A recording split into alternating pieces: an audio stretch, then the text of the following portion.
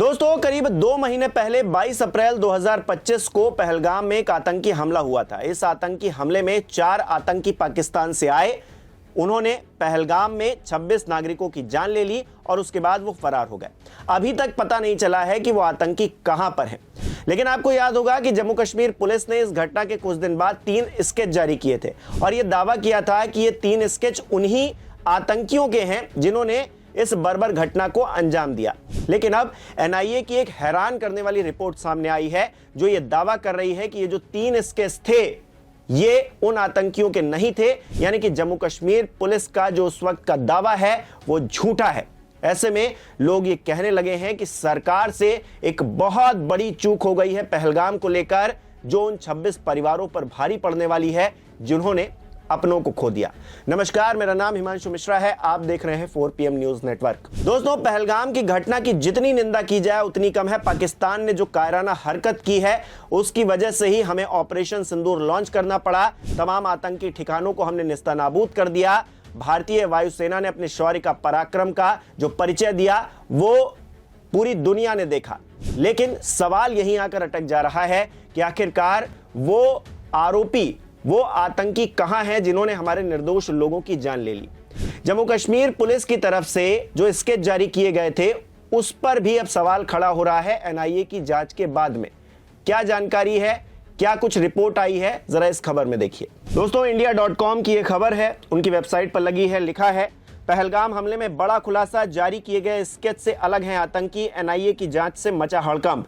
NIA को कुछ तस्वीरें मिली हैं जिनका इस्तेमाल असली हमलावरों की पहचान के लिए किया गया। इन तस्वीरों से साबित हुआ कि हमला पूरी साजिश के तहत हुआ और हमलावर पहले से ही इलाके में मौजूद थे। इस घटना में स्केच को लेकर क्या कहा जा रहा है दोस्तों, इस खबर में लिखा है, हमले के बाद जम्मू कश्मीर पुलिस ने जिन 3 संदिग्धों हाशिम मूसा, अली भाई उर्फ तलहा और आदिल हुसैन ठोकर के स्केच जारी किए थे वे अब गलत साबित हुए हैं। असल हमलावरों में से एक की पहचान सुलेमान शाह के रूप में हुई है, जो पहले भी एक सुरंग पर हुए हमले में शामिल रहा है जिसमें 7 मजदूरों की जान चली गई थी। उसके एक साथी की मौत हो चुकी है। एनआईए को सुलेमान शाह के फोन से कुछ तस्वीरें मिली जिनका इस्तेमाल असली हमलावरों की पहचान के लिए किया गया। इन तस्वीरों से साबित हुआ कि हमला पूरी साजिश के तहत हुआ और हमलावर पहले से ही इलाके में मौजूद थे। खबर में आगे लिखा है दोस्तों, एनआईए और दूसरी केंद्रीय एजेंसियों ने जब गिरफ्तार परवेज और बशीर को तस्वीरें दिखाई तो उन्होंने तुरंत पहचान लिया कि ये वही लोग थे जो हमले से 2 दिन पहले उनके घर आए थे। साथ ही कई स्थानीय चश्मदीदों ने भी तस्वीरों की पुष्टि की है। ये तस्वीरें कश्मीर में मारे गए एक आतंकी जुनैद के फोन से मिली थी। इसके बाद जांच एजेंसियां अब सुलेमान शाह की भूमिका पुराने आतंकी हमलों जैसे कि अगस्त 2023 के कुलगाम में 3 जवानों की हत्या और मई 2023 में पुंछ में एयरफोर्स जवान की हत्या में इस पूरे मामले में खंगाल रही हैं, जांच पड़ताल कर रही हैं। इसी खबर में दोस्तों आगे लिखा है, एनआईए ने जिन 2 कश्मीरी नागरिकों को गिरफ्तार किया है उन पर अवैध गतिविधि रोकथाम अधिनियम यूएपीए 1967 की धारा 19 के तहत मामला दर्ज किया गया है। एजेंसी का कहना है कि परवेज और बशीर ने आतंकियों को जानबूझकर अपने घर में पनाह दी थी। इस जांच में एनआईए ने 200 से ज्यादा लोगों से पूछताछ की जिसमें पोनी ऑपरेटर, फोटोग्राफर, दुकानदार भी शामिल हैं। सूत्रों के मुताबिक परवेज की एक जान पहचान पोनी ऑपरेटर से भी थी और उनकी पत्नियों के बीच आतंकी के आने की चर्चा भी हुई थी, जिससे साजिश और गहरी साबित हो रही है। तो दोस्तों, इंडिया.com पे एक खबर लगी है, आप भी जाकर पढ़ सकते हैं। स्क्रीनशॉट मैंने आपको शेयर किया है और इसी के साथ में पढ़ के भी बताया है कि आखिरकार इस खबर के अंदर क्या क्या डिटेल्स दी गई हैं। 2 लोगों को गिरफ्तार किया गया और उसके बाद एनआईए की जांच में क्या क्या मिला है, ये सब कुछ इस खबर में लिखा हुआ है। और इस खबर को लेकर अब सियासी बखेड़ा खड़ा हो गया है। कांग्रेस पार्टी ने इस पूरे मामले पर क्या कहा है, जरा उनका ट्वीट देखिए। इंडिया.com की इसी खबर का हवाला देते हुए कांग्रेस पार्टी लिख रही है, पहलगाम आतंकी हमले के तुरंत बाद मोदी सरकार ने 3 आतंकियों के स्केच जारी करवाए थे। अब इंडियन एक्सप्रेस की खबर के मुताबिक जो स्केच जारी किए गए उनमें से एक भी आतंकी पहलगाम हमले में शामिल नहीं था। दरअसल 4 दिसंबर 2024 को जुनैद नाम के एक आतंकी को मारा गया था। उसके फोन से एक तस्वीर मिली थी, उसी के आधार पर जल्दबाजी में आतंकियों के स्केच जारी किए गए। सवाल है, पहलगाम जैसे नृशंस आतंकी हमले की जांच में मोदी सरकार द्वारा ऐसी लापरवाही क्यों बरती गई? क्या ये नरेंद्र मोदी और उनकी सरकार का हेडलाइन मैनेजमेंट का तरीका था ताकि ये दिख सके कि सरकार इस पर कुछ कर रही है? हमले के तुरंत बाद जल्दबाजी में मोदी सरकार ने बिना वेरिफिकेशन करवाए ये स्केच क्यों जारी किए? क्या पुलिस पर स्केच जारी करने के लिए कोई ऊपरी दबाव था? आखिर पहलगाम हमले में शामिल आतंकी कहां छिपे हैं, वो कौन है और उन आतंकियों को कब मारा जाएगा। पहलगाम हमले को 2 महीने बीतने के बाद देश ये सवाल पूछ रहा है। इसके अलावा देखिए कांग्रेस पार्टी की ही तरफ से सुप्रिया श्रीनेत क्या लिख रही हैं, वो लिख रही हैं इंडियन एक्सप्रेस की खबर है, उसी खबर का हवाला इन्होंने भी दिया है और कहा है कि पहलगाम हमले के बाद जिन आतंकियों के स्केच सरकार ने जारी किए थे वो असल में पहलगाम के दरिंदे थे ही नहीं। आनन फानन में लीपापोती करने के लिए किन्हीं और आतंकियों की तस्वीर निकाल दी गई। 2 महीने से ढूंढा किसे जा रहा है, सरकार चल रही है या फिर सर्कस। सुरेंद्र राजपूत जो कि कांग्रेस पार्टी के ही नेता हैं, प्रवक्ता हैं, वो लिख रहे हैं इसी इंडियन एक्सप्रेस की खबर के हवाले से कि क्या अब तक आप सब जानते हैं कि हत्याओं और आतंक का ये खेला। इंडियन एक्सप्रेस का बड़ा हैरतंगेज खुलासा, पहलगाम आतंकी हमले के बाद जिन आतंकियों के स्केच जारी हुए उनकी सूरत वाले एक भी आतंकी हमले में शामिल नहीं है। मतलब ये स्केच उन आतंकियों के हैं ही नहीं जिन्होंने हमारे लोगों को धर्म पूछकर मारा।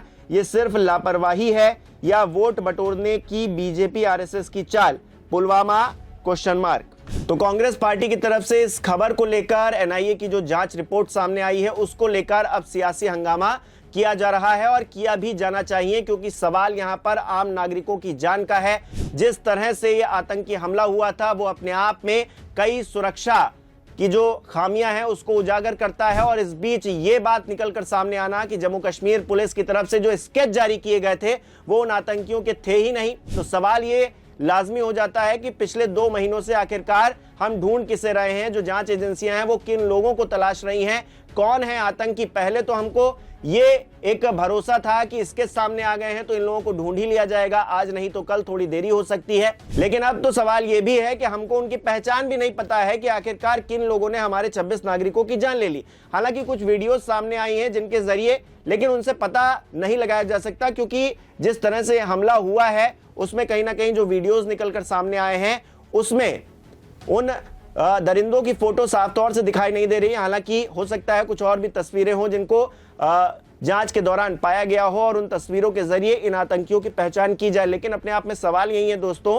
कि एनआईए की तरफ से ये जो रिपोर्ट दी गई है ये सरकार के कामकाज पर, पुलिस के कामकाज पर सवाल खड़ा कर रही है और उन आतंकियों को किस तरह से पकड़ा जाएगा, अपने आप में ये बड़ा सवाल खड़ा हो गया। बड़ा संकट अब हमारी जांच एजेंसियों के सामने है, क्योंकि 2 महीने गुजर चुके हैं इस पूरी घटना को, अभी तक कोई भी ऐसी सफलता नहीं मिली है जिससे कहा जाए कि हमने उन परिवारों को, जो 26 परिवार थे जिन्होंने अपनों को खो दिया, उनको न्याय दिलवाने में कुछ कदम आगे बढ़ाया। हालांकि हमने ऑपरेशन सिंदूर लॉन्च किया था। इस ऑपरेशन के तहत हमने आतंकवाद के जो ठिकाने हैं, आतंकी हैं, कई आतंकी जो सैकड़ों आतंकी थे उनको भी नेस्तनाबूद कर दिया। लेकिन इसके बाद हुआ क्या, ट्रंप साहब बीच में आ गए, सीज फायर करवा दिया और जो दावे भारतीय जनता पार्टी के नेता संसद में खड़े होकर किया करते थे कि हम तो भाई पीओके तक ले लेंगे जाकर, लेकिन वैसा कुछ हुआ नहीं। और उसके बाद प्रधानमंत्री नरेंद्र मोदी की चुप्पी लगातार सामने हर किसी ने देखी और ट्रंप लगातार ये दावा करते रहे कि हमने सीज फायर करवाया, और वो भी किस लिए, हमने ट्रेड डील का लॉलीपॉप दिखाकर ये सीज फायर करवा लिया है। और इसके बाद हमने देखा आसिम मुनीर अभी अमेरिका गए हुए थे, वो तो ट्रंप को नोबेल पुरस्कार दिए जाने की भी बात कर रहे हैं और इस तरह से पाकिस्तान में जश्न मनाया जा रहा है। लेकिन हिंदुस्तान ने इस पूरी घटना से क्या खोया है, ये अपने आप में बहुत ज्यादा बड़ी बात हो जाती है। हमने अपने 26 नागरिक खोए, लेकिन उन 26 नागरिकों को हम न्याय नहीं दिलवा पा रहे, उनके परिवारों को न्याय नहीं दिलवा पा रहे हैं। ये अपने आप में बहुत बड़ी बात है दोस्तों। और इसके बाद जो एनआईए की रिपोर्ट आई है, जो इंडिया.com ने छापा है, जो इंडियन एक्सप्रेस ने छापा है, वो अपने आप में बहुत हैरतंगेज है। बहुत बड़ा खुलासा है कि जो स्केच जारी किए गए थे शुरुआत में वो उन आतंकियों के हैं ही नहीं जिन्होंने इस घटना को अंजाम दिया, उनसे तस्वीरें मैच करती ही नहीं हैं। तो सवाल ये है दोस्तों कि किन लोगों ने हमारे नागरिकों की जान ले ली और कैसे वो पकड़े जाएंगे, कब पकड़े जाएंगे और कब उनको सजा होगी और कब हमारे 26 नागरिकों को इंसाफ मिलेगा। अपने आप में ये बहुत बड़ा सवाल खड़ा हो गया है। 2 महीने से ज्यादा का वक्त पहलगाम की घटना को गुजर चुका है, हमें ये भूलना नहीं चाहिए। आप इस घटना को किस तरह से देख रहे हैं और इस घटना को लेकर एनआईए का जो खुलासा हुआ है उसको किस तरह से देख रहे हैं, हमें कमेंट करके जरूर बताइए।